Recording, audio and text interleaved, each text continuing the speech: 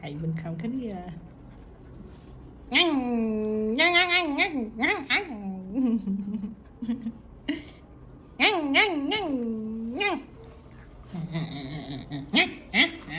Sắp chi cướp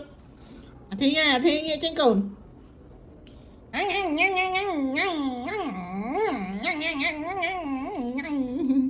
bạn ok bạn Kiên chóp tất chim mùi ê bay sân cho tất tivi mở lên no hey no atro đừng chma tê anh biết khăm chơi với khăm con khăm nó khăng khăm vậy mờ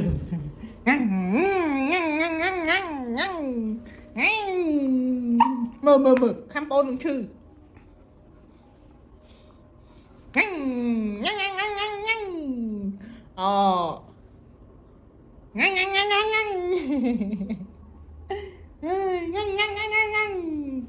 ở đây à mi ở trên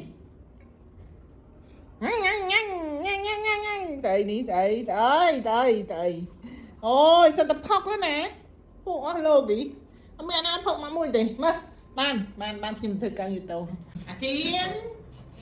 ơi chiến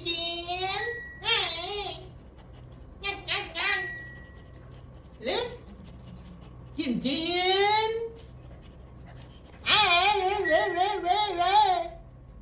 lên họ đã trâu liền anh mới thầy vô đây bao phê tiền rồi lên cho thầy vô đây bao phê tiền rồi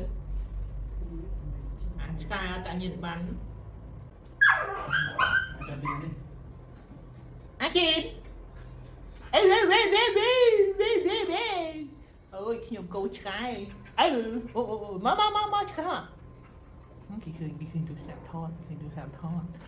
จุดnày nha cô ở đây